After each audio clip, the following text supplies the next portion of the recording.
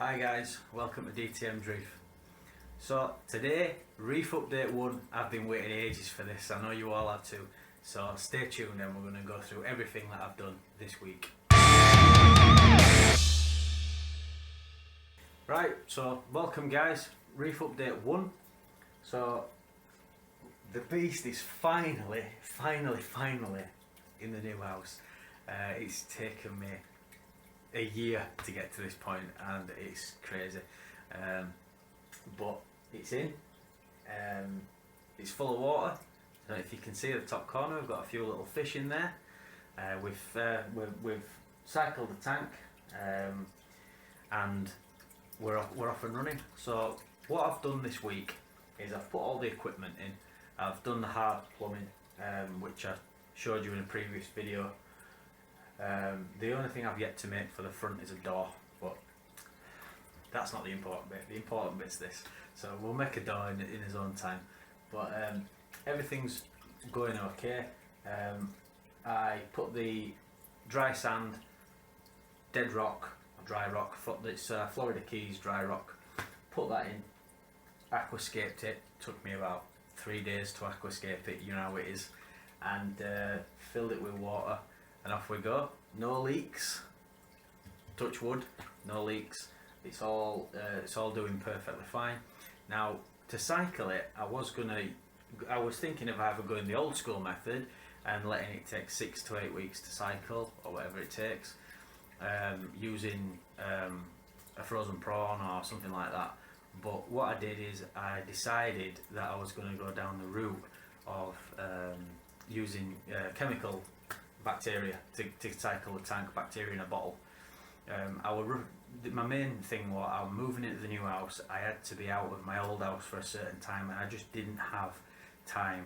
Now I'm not recommending that you do what I've done, each to their own. If you want to do it the old fashioned way, I still probably say that's the best way to do it, but I used bacteria in a bottle. Now I was going to use ATM Colony, but after a little bit of research I decided to use Seachem Aqua Vitro seed bacteria in a bottle. There it is. Now it's basically the same as ATM Colony.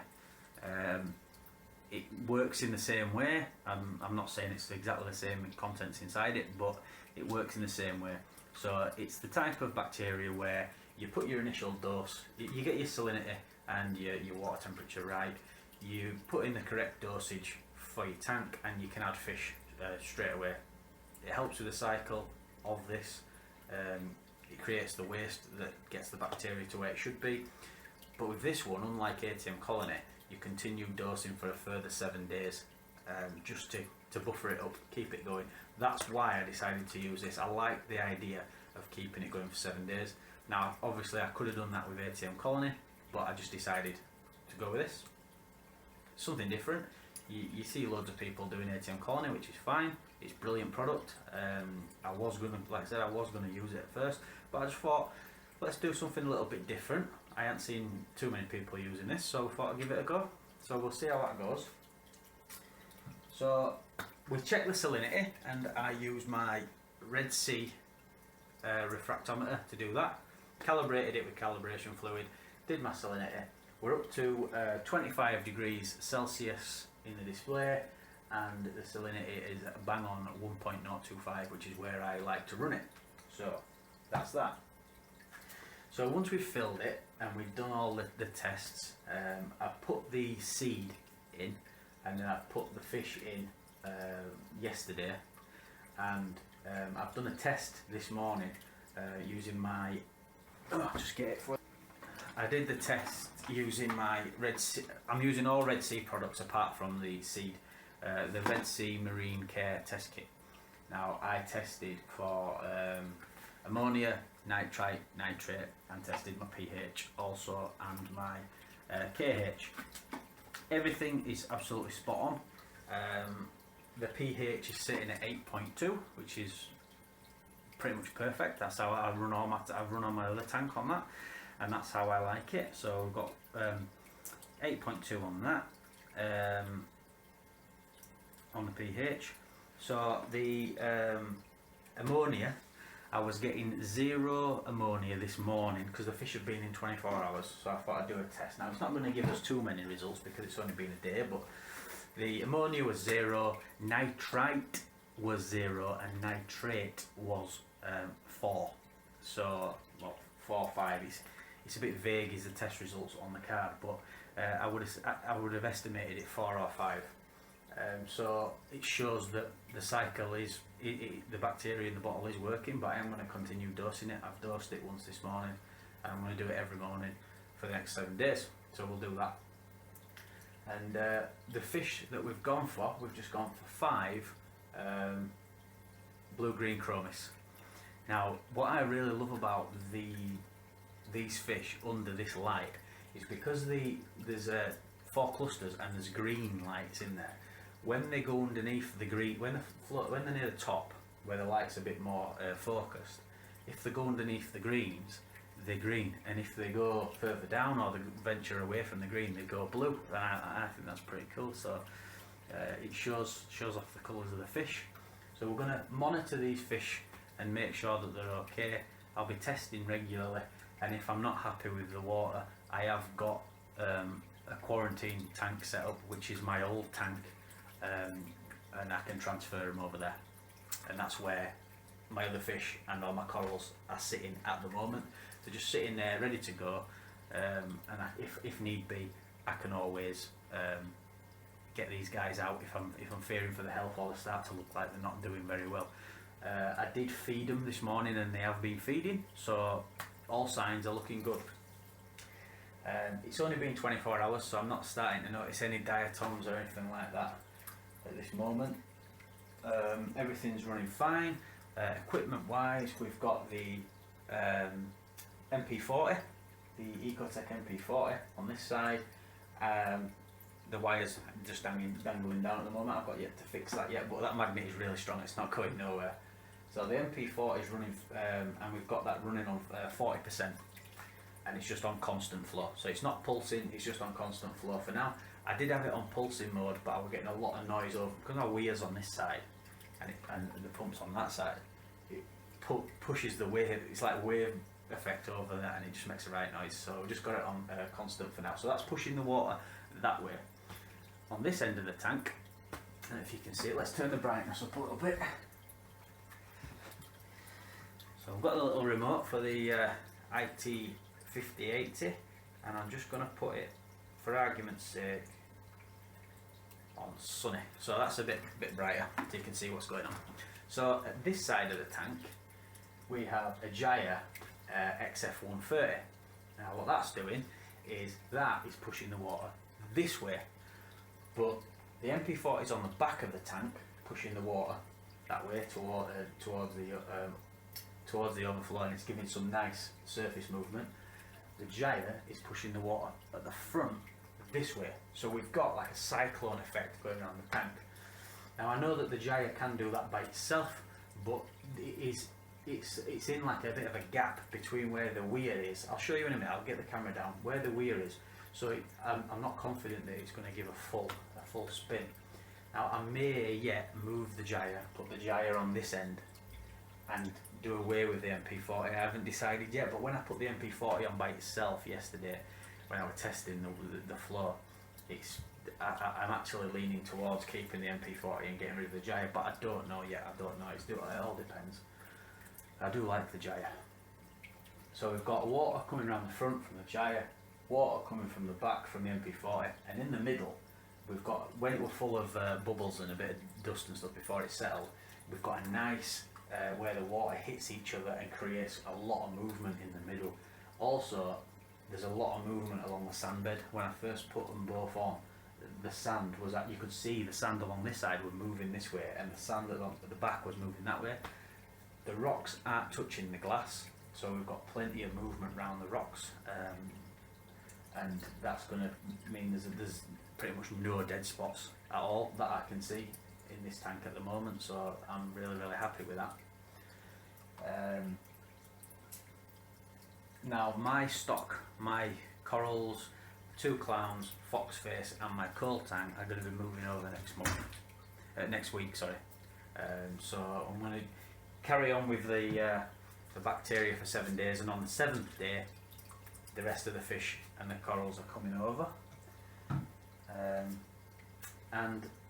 That's really it for week 1. But any questions you've got, please ask them. Now I'm going to get the camera down and I'm going to show you inside the tank and the sump. Okay, so the lights send my camera a little bit funny, so I apologise for that.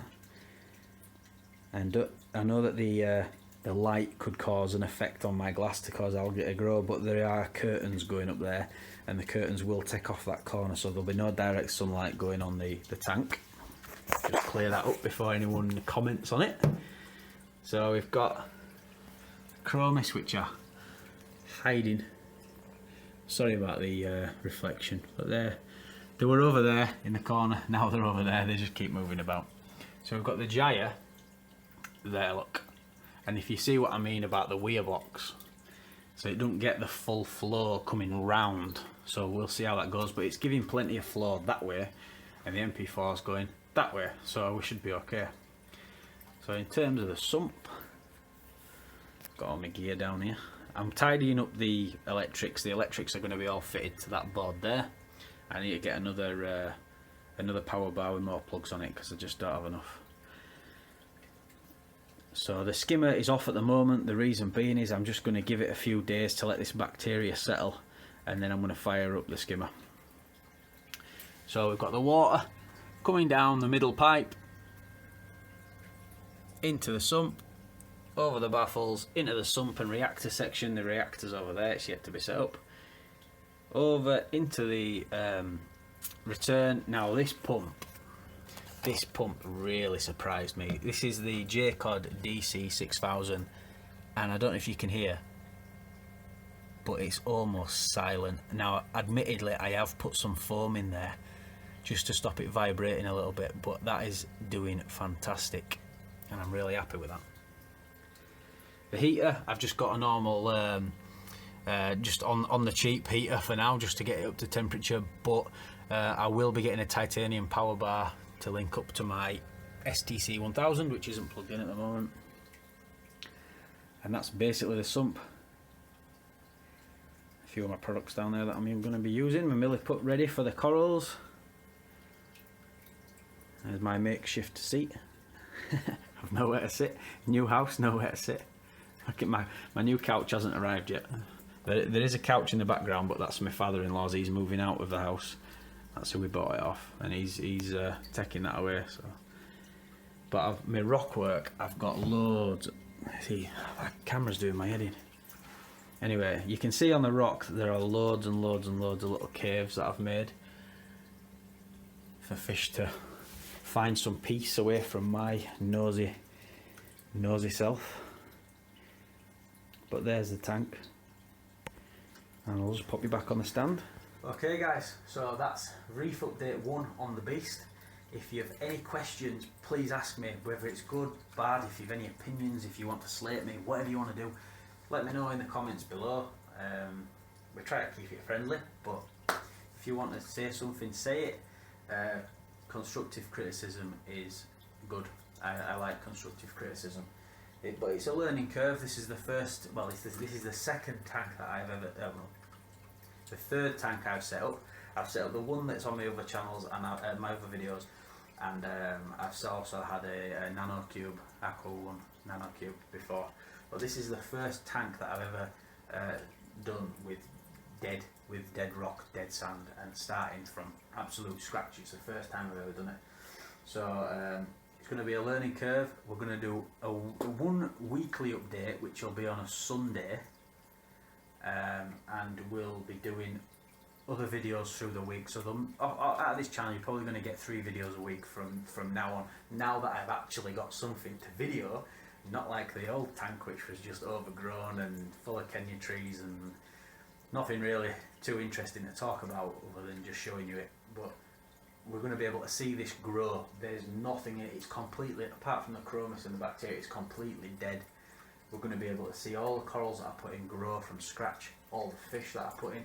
I'm going to be sharing the highs, the lows, any losses that I get if I lose any fish or any corals. I'm going to show you. We're going to find out why. Maybe we can learn from it, because it's not all sunshines and rainbows in this hobby, as you all know. Sometimes bad things do happen, and we're going to address them as we go forward. But I am absolutely chuffed with this tank, and I think it's fantastic. It don't look as big on the video as what it is in real life, but it's actually 4 foot. Well, it's 2 inches short of 4 foot, so it's practically 4 foot. It's 26 inches back front to back, and it's 28 inches tall. The waterline sits at 26 inches, and the display, well, the entire system is 375 litres, and that's after displacement from the rock and the sand. So without the rock and the sand, it takes 400 litres. So the rock and the sand must be taking up 25 litres worth of space. But so that's an easy way to explain it. Displacement, that's a word for your dictionary. So everything's fine. New videos every week, 3 videos a week at the very least 3 videos a week. I'm going to keep you all informed. Please like, comment, share, subscribe. That's the subscribe. I finally hit 100 subscribers last night, and at the end of this video I just want to do a massive shout out to Michael Aaron at Aaron's Aquarium. Fantastic guy, his live streams are awesome. I were on his live stream last night, and just through talking to him, asking a few questions, I managed to gain another 13 subscribers. I can't thank him enough. It's absolutely brilliant, absolutely brilliant. So as we move forward, I'm going to have a look into the live streams. When I get a few more subscribers and I get a bit more of a following, we're going to do some live streams, and we can have a laugh and talk about whatever you want. We don't have to just talk about time. We can talk about anything. We can just have a chit chat and whatever, like everybody else does, like Michael does. We can do everything. We can have a good old laugh. So yeah, but keep tuned. Reef update. The next video that I do, I'll do a midweek video just to show you how the chromis are getting on, and then after that it'll be week 2, and then from then on we'll have 3 videos a week, and we'll do reviews, unboxings, any changes, and I'm going to be giving you honest opinions. I'm not going to be bribed by any companies. I'm not going to be giving anything for free. Everything I get, I buy, and that's the way I'm going to go forward. If anyone sends me anything, great, but I won't be promoting something that I don't believe in and something that I don't like to use myself, because I just think that's wrong. So we'll be very honest on this channel, open, honest, and that's the way we're going to go forward. So stay tuned to DTM's Reef, because DTM's Reef is going to grow, hopefully, and we'll keep it fun. We'll try and keep it entertaining. My boring voice, but I'm trying to work on my video skills. So keep tuned, and I'll see you in a few days. Cheers, guys.